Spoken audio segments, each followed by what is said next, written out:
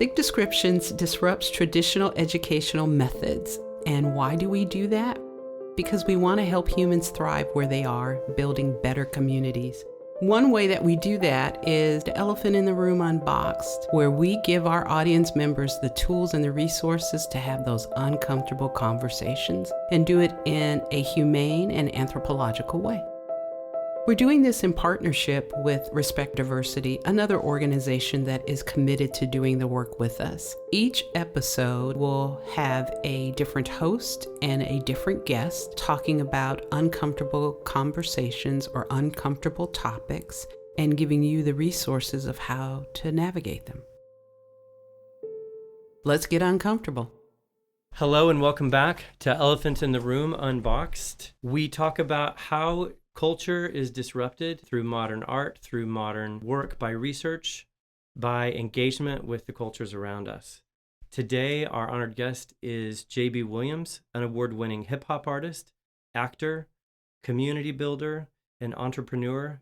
But most importantly, to the theme of today's podcast, Jabee is an absolute master of language. Language through musical lyric, language through public speaking, through the art scene and promotion of public art that tells stories, through film, his work in film, and most importantly, his life story. So Jabee, welcome to Elephant in the Room Unboxed. No doubt. Thank you. I appreciate it. I don't know if I'm a master, but I think looking at your body of work, especially going back to 2008. Yeah. Oh, wow. Yeah. So, and that's really what I'd like to do today is kind of talk about 16 years of language in everything that you've done and how it affects us and how we can move forward. But maybe we could start at the beginning. You are, to everybody's clear message, an Oklahoma City guy. Yeah. Tell us a little bit about your background. Yeah. Born and raised Oklahoma City. Grew up the majority of my life on the east side of Oklahoma City, but we moved around. I went to, I think, like 11 OKC public schools growing up, so I've seen a lot of the city.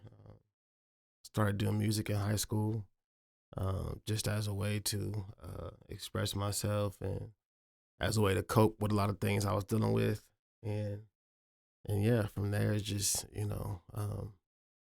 just became more. So That's amazing. You said you got into music as an outlet for yourself in high school. Tell me how you got your start. Did you start writing? Did you start performing? Yeah, so started writing, even writing like poetry and stuff like that. And then, of course, writing raps. I wrote raps first, but in high school I've been writing raps since I was a kid, but high school is when I started like exploring more, of like art, you know what I mean? And so, yeah, from, verses to poetry and things like that, and just understanding that that could be an outlet, not just not like even a job or a way to make money, but just as a way to express myself, as a way to deal with issues and things like that. So when you express yourself, you are always telling stories, and you put together lyrics that look at the past, look at current situations right now. There's no question that hope is infused in them, but also a powerful message about the way things are that isn't the way they should be. Talk about that a little bit, especially as an Oklahoma City lifelong resident. I think more than the way that they should be is just knowing what the possibilities are, and knowing that there is opportunity in change, and there's opportunity in growth.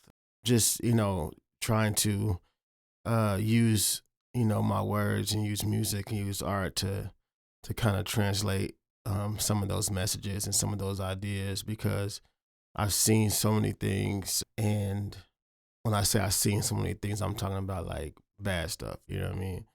And so knowing that there's opportunity on the other side, the world is so much bigger than I thought, letting my words, kind of tell that or speak that message. Absolutely. If you could talk about maybe the most or some of the most important lyrics that you've written about that message. Well, I have a song called Hope, Mm-hmm. and it's basically the message is coming from where I started, and hoping for something better. Not so much hoping for more, but hoping for brighter days, and knowing that these days and these things that we deal with aren't necessarily bad, but they help prepare us for the next day. So, hope is one. In the chorus, I say, my mom can work 2 jobs if I could learn to ride the bus. You know what I'm saying? Growing up, my mom would work 2 and 3 jobs at times. You know what I mean? And if I could take one of those things off of her plate, which was get me from A to B, you know what I'm saying, driving me around, then, that means that, she can have more time. You know what I'm saying? And I say, we can have a Christmas if they keep us on free lunch. Growing up, we were on the free lunch program, you know what I mean? And that meant 2 things. That meant that, you had to qualify, meaning your household had to make below a certain amount. And then that also meant that, my mom didn't have to buy food to pack us a sack lunch for school. You know what I'm saying? I have a line that says, I can get new shoes if my uncle do my fade. And what that means is instead of going to the barber shop, I go to my uncle's house and he cut my hair for free, or my mom cut my hair for free.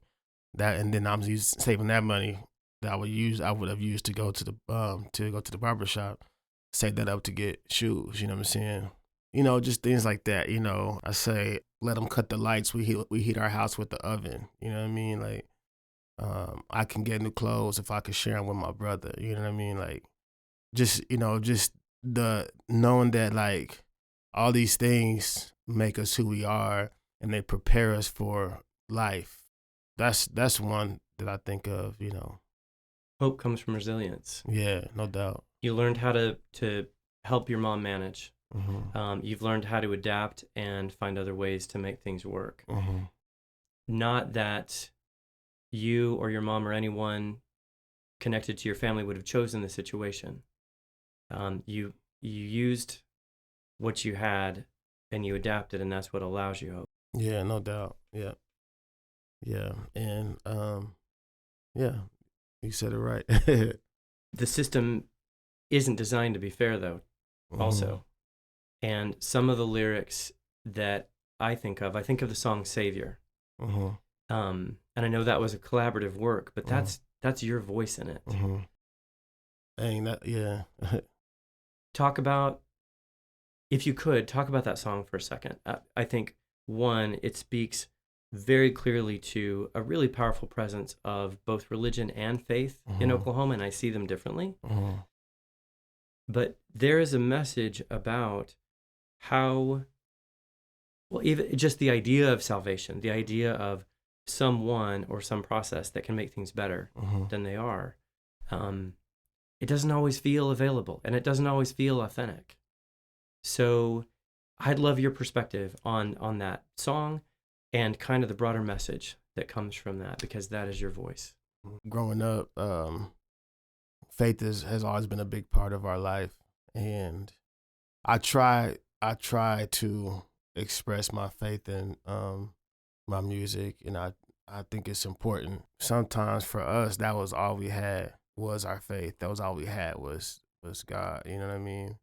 And especially with all that we had to deal with and go through, I remember there are so many examples in scripture that we were able to look to for strength. And so that's really, the main, I guess, like the idea of Savior is showing that, like, no matter what, you can always, look to your faith for strength, and then finding peace, you know what I'm saying? And finding peace in that. I think that's the best part, is finding peace and being able to find comfort, you know what I'm saying? When everything else around you is chaotic. there's a really psychologically adaptive component of that message. And in a lot of your lyrics, resilience is seen when the situation isn't beneficial to the person, with horrible adversity or with trauma, with situations that someone has no power to change. Resilience is really helpful. But I see you, Suzette sees you, I think the community sees you as a disruptor, not just someone who is out there saying there are reasons to hope, there are ways that you can adapt, there are ways that you can get through this, but actually saying things can be different than they are. In fact, a famous artist, fellow artist, and also a collaborator with you, is quoted as saying, "You, Jabee, have the potential to change the world."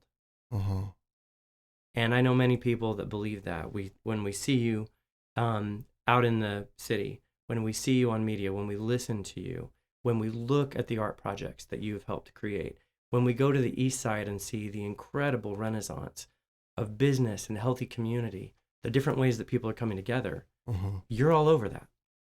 I appreciate that. You know, being a disruptor is necessary. And I think that sometimes we get comfortable with the way that things are and don't realize that sometimes because of that comfort, we've neglected so much. You know what I mean? For instance, like one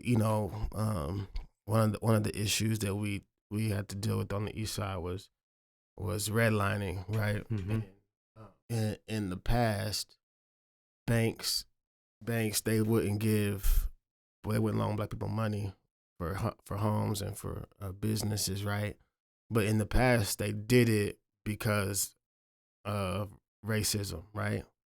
So if you have 60 years of people doing something one way comfortably because of racism, and then you have disruptors help them understand that racism is wrong, and then they say, well, okay, well then what happens is because they've gotten so comfortable with doing it, somebody today might not at a bank, they won't say that they might not say, well, we can't loan you money because you're black, because of so many years of doing it. And if they're comfortable with it, that's just not what we do. You know what I'm saying? Instead of saying it's because you're black, then now because of course times have changed some, then it's, well, we just don't do that. You know what I mean? But the essence of it is still the same. Absolutely. It's just called something different now, and it's looked at something different now. We haven't given to the East Side in 30 years. Well, that's just not what we do. We can't. You know what I mean? And or 40 years or whatever. And so but nobody looks and goes, well, why didn't we? Oh, it was because of racism. You know what I'm saying? And so I think those are some examples of why being a disruptor is necessary, because oftentimes we forget and we get comfortable in these spaces and in these situations, and we don't realize until somebody points it out. A great example, and I was thinking when you were talking about that, the old reason was racism. We don't want people who look like that here or owning property. And now they can say, well, we would love to give you money, but you don't have a credit history. Yeah. Well, there are 5 generations that couldn't build credit, so it's impossible to start now. Yeah. And sure, they can call it something different, but the history is there. Yeah. And just like your song lyrics, what you've been able to help accomplish through collaboration, through your voice, is that new investment, the new work, the growth of community from within. It's like your song lyrics. When you don't go to the barber to get a haircut, so you've got money for shoes. The investment that's being made and seems like it's growing. Yeah. and helping the community, and all of a sudden the community's helping itself grow, Yeah. is because of that disruptive Mhm. way of doing things. But it goes back to your language. The language of your lyrics is disruptive by saying, hey, I want to shine a light on this, and I want you to know the story, Mhm. the history. How does it feel to see your work out in the world, both the messages that come through the art projects that you've done, but also this incredible award-winning history since 2008? Growing up, like as a kid, I never got awards. I was never that kid. Now, when I think of, just all the cool things I've been able to do, and all that I've been able to accomplish, and I'm just humbled. You know what I mean? And I appreciate it. And for me, it just makes me feel like I just have more responsibility to myself and to the people around me and to my community and to those who believe in me and to those who support me, and and all that. And so for me, it's just helps to hold me accountable. I just think back to when you wanted those things, and you wanted to be the kid in class who was all, got the medals and all that stuff. I appreciate it. I think this year, man, I feel like I was getting an award every single month. You know what I mean? That it's just a reminder, that I have a responsibility to myself and to my community. You know what I mean? To my people, to continue to keep going and not look at awards and acknowledgments and accolades and all that stuff as like I'm great, or I did something, or because I've never set out to be that, but to look at them like, look at these things like these are people, these are reasons people believe in you, so don't squander it. You know what I'm saying? Sure. And so, yeah.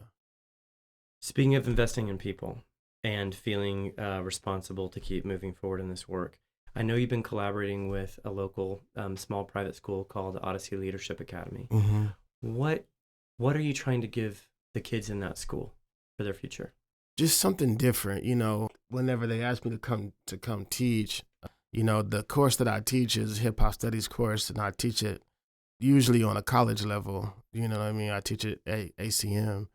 And so I wanted to bring that level of education, but also give them an opportunity to see like another side of art in this type of music, because especially at that age, a lot of kids, they either are, their opinions on it are either what their parents said or what their friends said. You know what I mean? And so I wanted to go into the class not saying I got all the answers to this, but because it's art, because it's hip hop, we get to decide what it is. You know what I'm saying? Hip hop is so young. It's still being created. Absolutely. It's still being the kinks are still being worked out. So you get to be a part of deciding what hip hop is. You know what I mean? Yeah. Like I just wanted to give them that, like just open up their eyes to the possibilities of what can be done. You know what I mean? It doesn't just stop with being a rapper. It doesn't just stop with being a producer or a DJ. Like you can do so many things in hip hop. And so there's so much amazing background and amazing hip hop history that I get to share and show them too. So Absolutely. So final question for me, because I know we're about out of time. You could, at this stage of your career, be anywhere. Mm-hmm. And it is clear to the world that you're a world citizen and your message goes out to everybody everywhere. But you stay so committed and positive about Oklahoma City. Why? I just feel like this place Oklahoma City is what helped like grow me, and I see the potential, and I feel like this place is gonna be like, and it is already to me, but it's gonna be one of the coolest places in the world. You know what I mean? I want to be a part of it. You know what I'm saying? I want to be a part of what makes it cool. I just look forward to all that stuff. You know, I have friends all the time. They want to move to bigger cities, and it's like, you know, for me, I'd rather be here and help make Oklahoma City just the dopest place in the world, or then, go take all my giftings and all my talents and all my passion and put it somewhere else, or put it in a bigger spot or bigger city, where there's already 30 other JBs. You know what I'm saying? You know what I mean? And that's what's cool about this. We get to be a part of what makes Oklahoma City, dope. And I think about 50, 60, 100 years from now, I think about that, and I think about all the people who came before me, who could have left and who stayed. The Roscoe Dungeys, the Clara Loopers, you know what I'm saying? All these people who never gave up.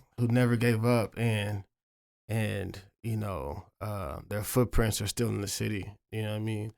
And I want my footprints to be here long after I'm gone. There is only one JB. There's no such thing as a city with 30, because you are absolutely one of a kind, and your footprints are here. And we are thankful for you. I am thankful for you. I appreciate it, man. Thank you. Thank you for listening to Thick Descriptions, Elephant in the Room Unboxed. Want to learn more about us, what we're doing to disrupt traditional educational methods? Follow us on Facebook, Twitter, Instagram, LinkedIn, TikTok. thickdescriptions.org, 405-397-0584.